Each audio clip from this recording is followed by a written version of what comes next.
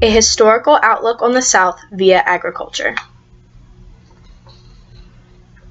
In the early to mid-16th century, Britain was facing issues of overpopulation, coupled with deforestation and an inability to cultivate crops. They were forced to look elsewhere for the resources they needed to survive. One motivation for initial settlers to come over to America was the pursuit of religious freedom. However, their primary duty was to collect and cultivate resources to send back to Britain. Each region of North America served different functions, creating a unique way of life in each region. Northern colonies had small family-run farms for self-sufficiency, and then later transitioned into shipbuilding. Middle colonies participated primarily in the trading of general crops and furs. Southern colonies were known for large-scale agriculture in the form of plantations for cultivating cash crops.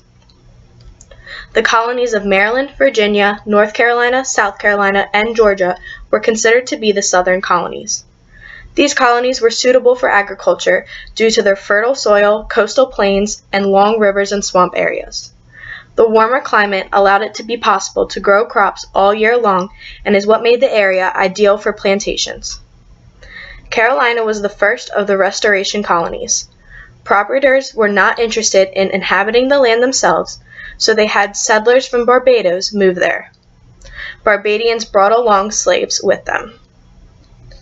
North Carolina was known for the production of tobacco, lumber, and pitch. In South Carolina, inhabitants raised livestock and exported Indian slaves. These types of activities did not warrant the revenue or necessity of slaves. Consequently, the area was predominated by self-sufficient white families.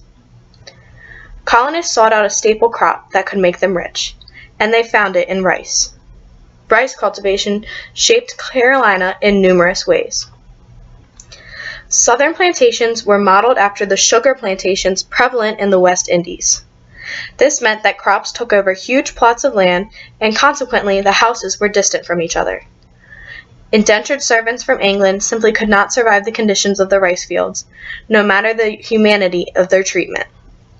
Because of this, the importation of African slaves increased rapidly. West Africans were the best workers for the rice paddies due to their developed immunities to diseases such as malaria and yellow fever that were endemics in their homeland. The cultivation of rice is what made Carolina a successful and wealthy colony. It is also the cause of the major increase of African slaves that eventually led to a black majority in the southern population. Rice was a savior to the economy in the South, and it is safe to say that life in southern colonies would have been entirely different if it had never been introduced to the area.